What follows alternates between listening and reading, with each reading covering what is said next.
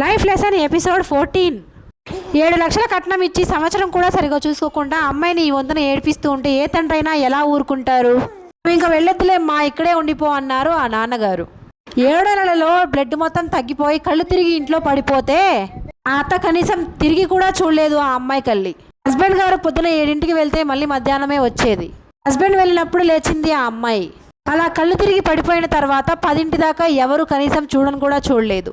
మనవరాళ్ళ తలలో కూతురు తలలో పేర్లు చూసుకుంటూ కూర్చుంది ఆ అత్తయ్య. ఎంతసేపటికి లెగవట్లేదు అని చెప్పేసి 10-11ంటికి లేపి ఏమైందమ్మా అని అడిగితే ఆ అమ్మాయి ఉలుకు పలుకు లేకుండా కింద పడిపోయింది. తర్వాత ఆ అమ్మాయి మొహాన కొంచెం వాటర్ కొట్టి లేపి అలా పడుకోబెట్టేసి వదిలేశారు ఇంకా ఆ తల్లి కూతుళ్ళు ఇద్దరు.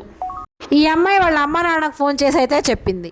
తుర్రుమని వాళ్ళు వచ్చేశారు ఒక 5 నిమిషాల్లో. ఎలా ఉందో ఏమో అని ఆ నాన్నగారు అమ్మ పడే కష్టం మామూలుగా లేదు.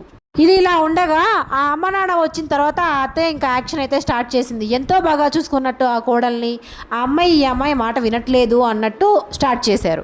సరేలే పదమ్మా మన ఇంటికి వెళ్దామని చెప్పి తీసుకెళ్ళిపోయారు ఆ 7 నెలలో. నచ్చితే